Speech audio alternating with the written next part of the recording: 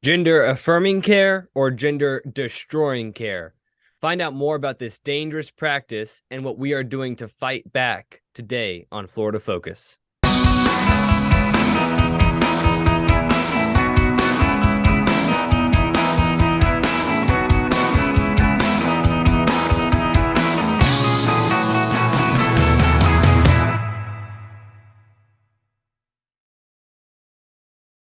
Hi, my name is Noah Fay, and welcome to Florida Focus, where politics, culture, and a biblical worldview collide.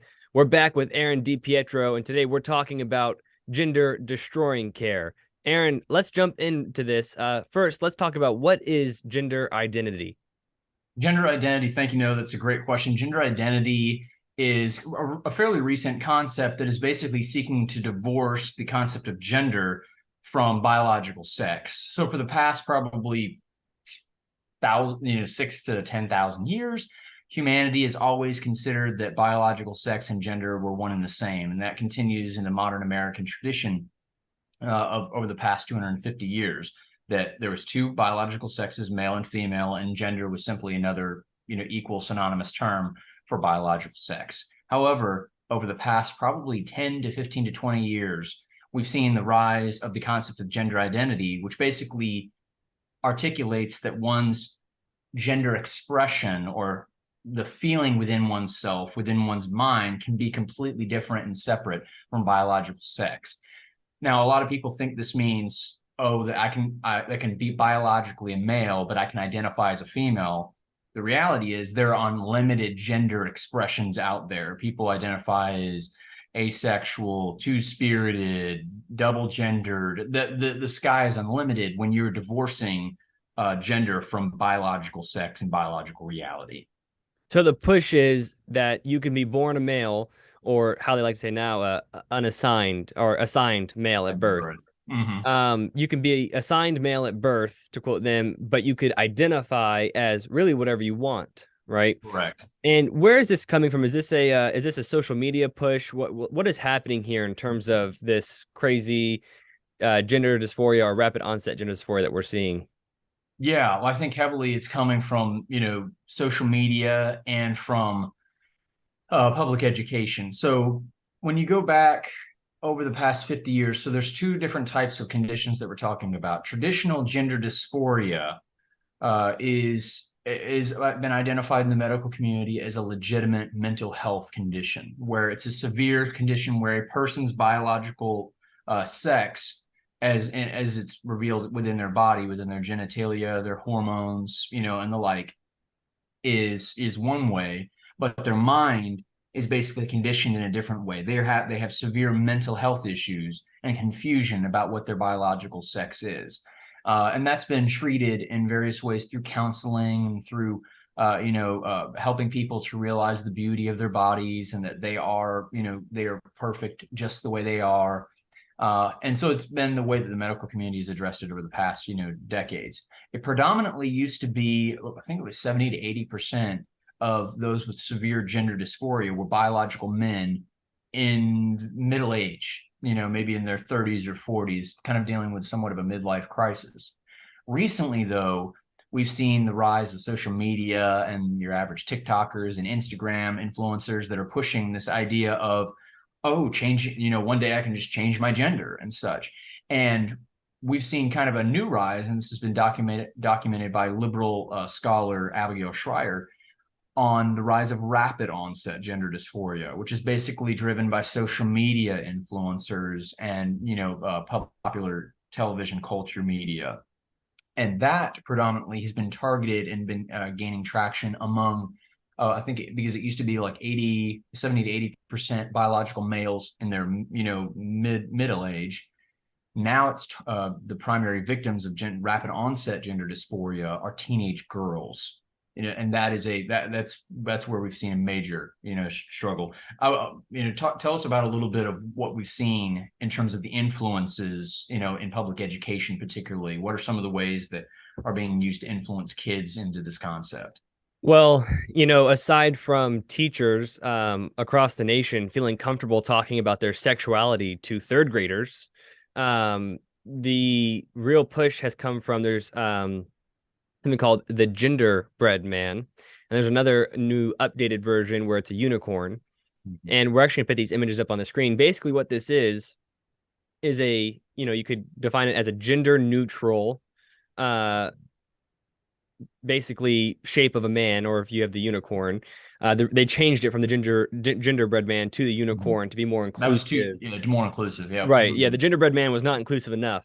So now we have the unicorn. And what it is basically, you have your biological body parts that might dictate you male or female, but what's really important is what's in your head, right? And this is what's being, I mean, if you're talking about a gingerbread man or a unicorn, this is what's being pumped out to, second grade, third grade, fourth grade children to start And it's a confusing spectrum. them. It's really a Right. spectrum. There's no binary now that we've, it's Right. basically you can choose anything. I think it was Facebook. I remember Facebook had like a spot where you could put your gender. And I think they gave up after like having 50 or so genders that were on Yep. Facebook. They finally just said, fill in whatever you want.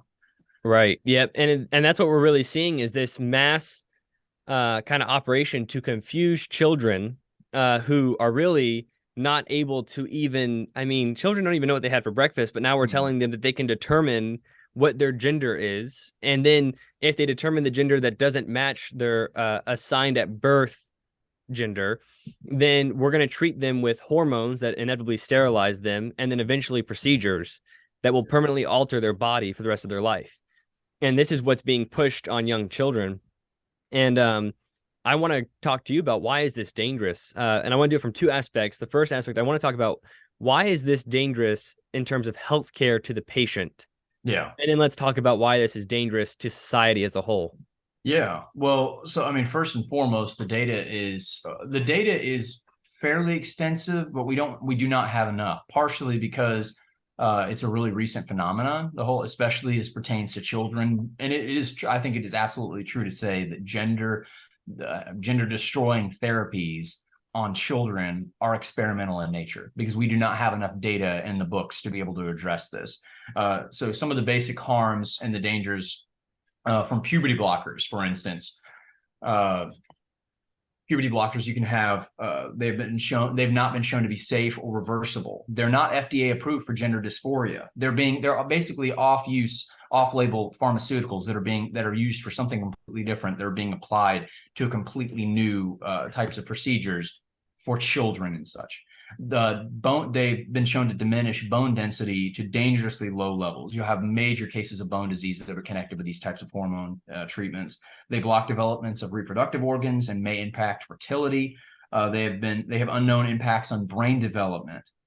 On the cross-sex hormones, which is basically we're pumping boys and girls with opposite sex hormones that are not meant to be in their bodies in large amounts. They have not been the subject of any reliable long-term studies evaluating the safety for children. They sterilize a child, including testicular damage and impacts to ovarian function if used for extended amounts of time. They increase the occurrence of sexual diseases, or sexual performance, several cardiovascular diseases, strokes, blood clots, coronary artery disease, and heart attacks. They create severe liver dysfunction, and they increase the risk of breast, cervical, and uterine cancers as well.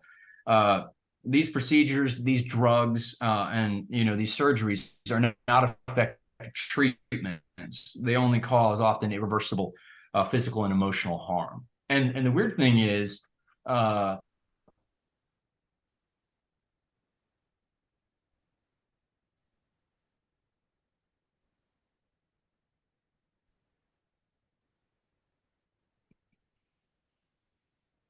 the many of them are minors because they realize we do not have the data that demonstrates this is good for children. I mean, obviously, we don't have the data necessarily to show this is helpful for adults, but definitely not children. And they're pulling back on this and placing restrictions on that. And yet, here in the United States, it seems like, oh, we listen to Europe on everything else. The left does. They put Europe up as the pedestal of progress, except on this particular issue and such. And also, I want you to talk about too from your background as and as an EMT. Talk about how is this the whole idea of the gender affirming care, which really is rightly gender destroying care. It's completely unique in the field of dealing with mental health issues. I mean, kind of describe that. Walk us through that a little bit. Yeah, there's nothing else that you would treat with affirming care, right? So if someone is schizophrenic, you would never say, I hear the voices too, right? You would never say to an anorexic female that, she says, I'm fat when she's as thin as a rail. You're right, you are fat, right? You would never say that to anybody. This is, and a third example comes to mind that is actually happening now is people who are trans-abled, I think is the terminology. They think that they were supposed to be born without a limb, right? And people are cutting off their own limbs to match what's inside the head, right? This is mental illness at the most basic level, right? This is 100% something going on in the mind, and you would never treat something going on in the mind with a physical altercation to the body. And that's what we're seeing, right? Therapists or psychiatrists will consult someone who's having some form of gender dysphoria, and they might talk to them for a few sessions and then immediately determine that they are a prime candidate to be a returning pharmaceutical customer for the rest of their life. And Yeah. that's what we're seeing here. And this is really dangerous for a lot of reasons, but most importantly for the health reasons you listed. I mean, this is malpractice, right? This Yeah. is dangerous to the healthcare of the patient.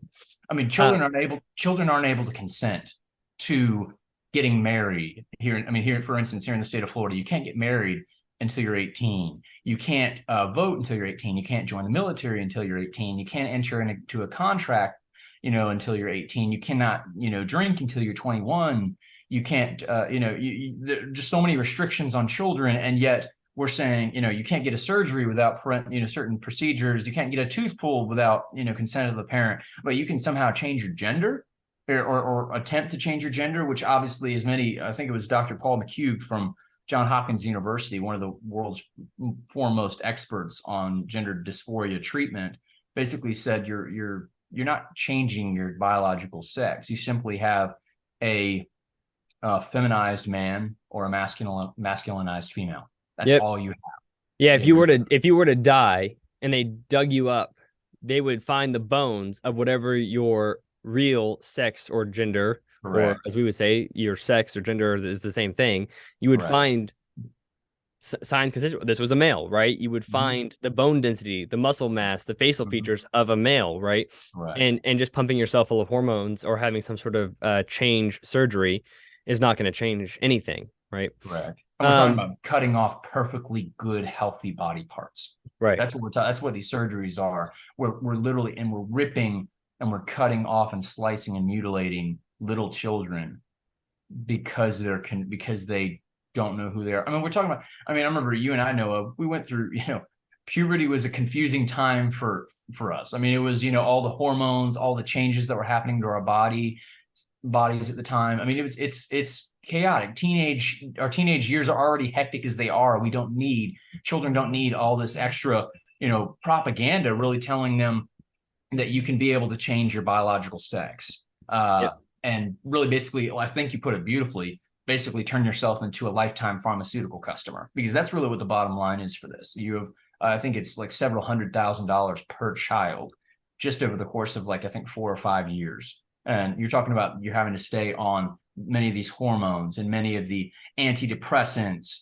And well, I mean, let's talk about one of the big battle cries for the gender affirming or the gender destroying care, and it's the whole notion of suicide.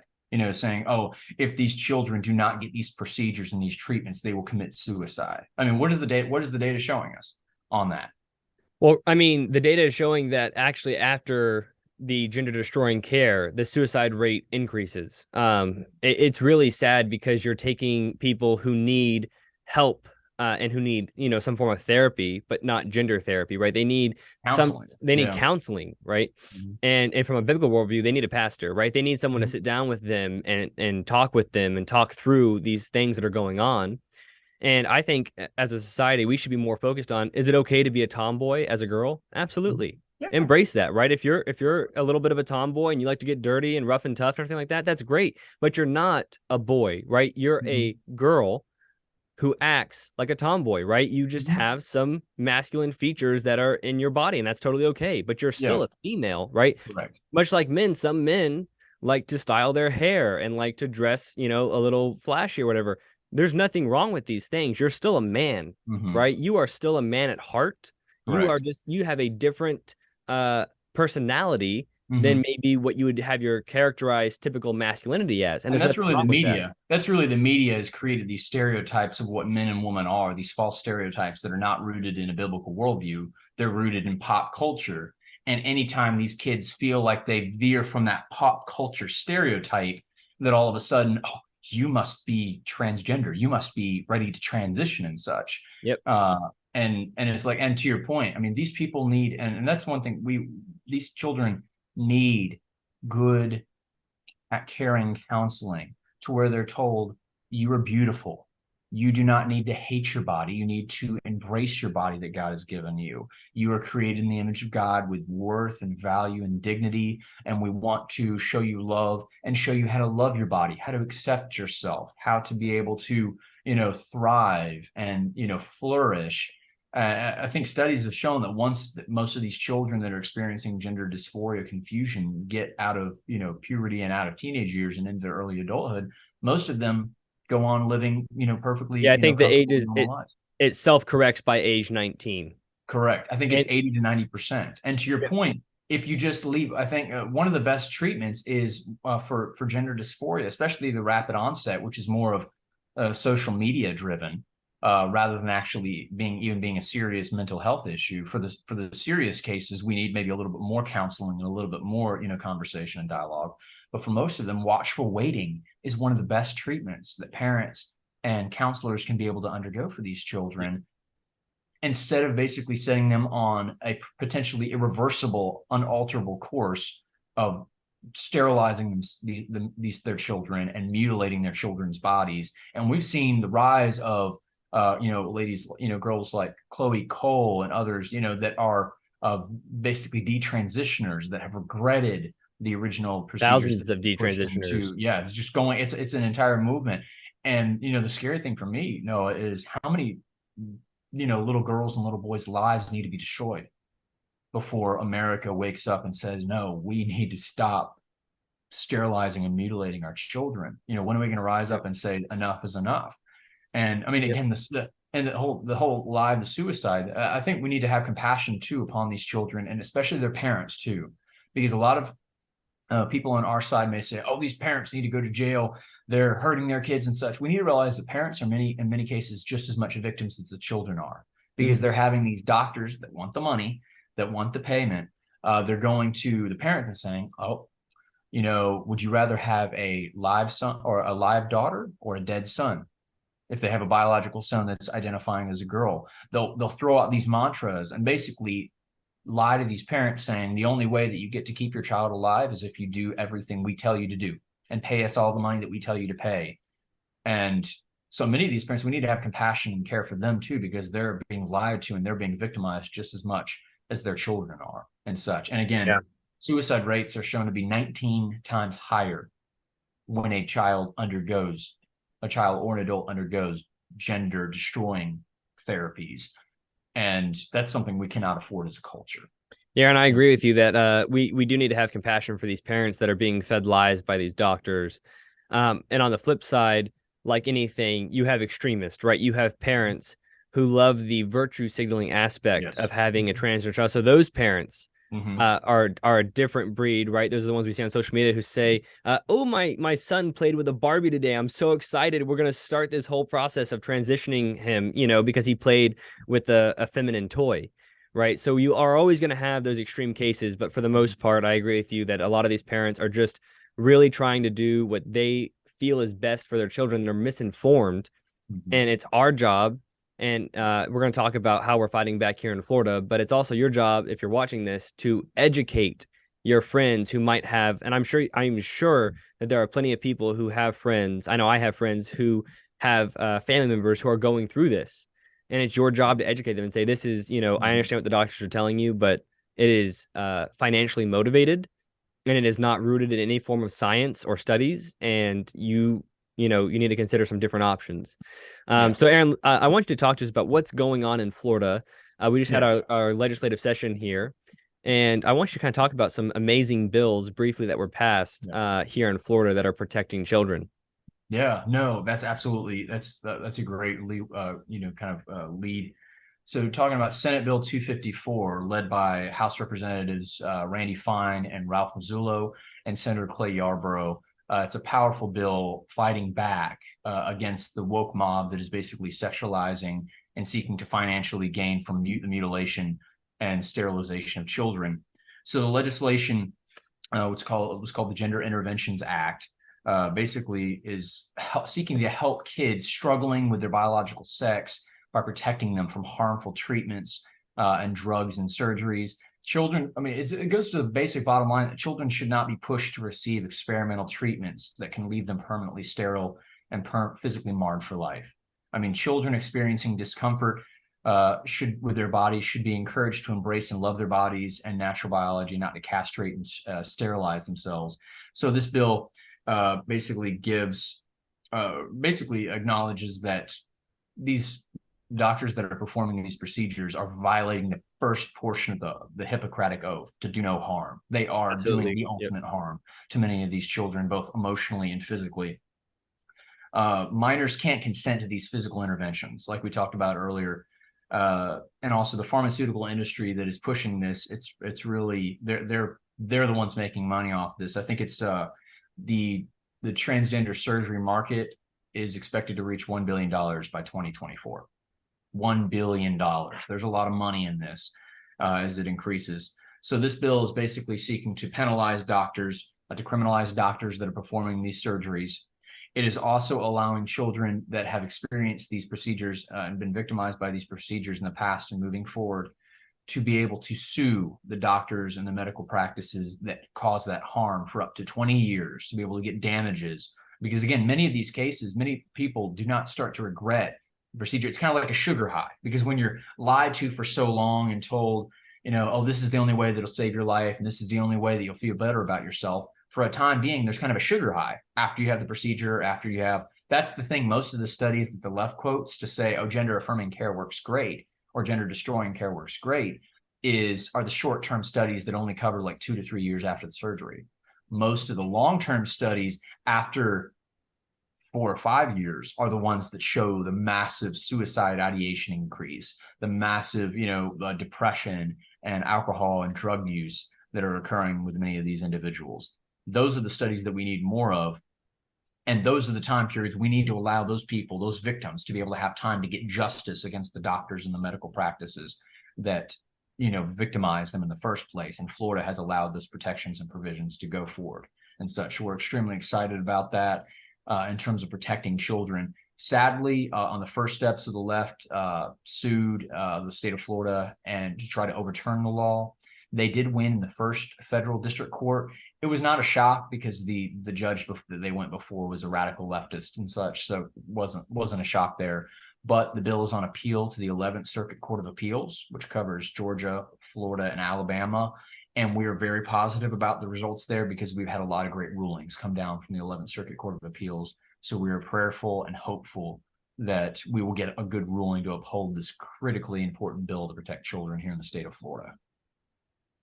Awesome, Aaron. And future episodes, we're going to be talking about the bathroom bill, talking about ensuring that you use your bathroom that you were assigned at birth to use.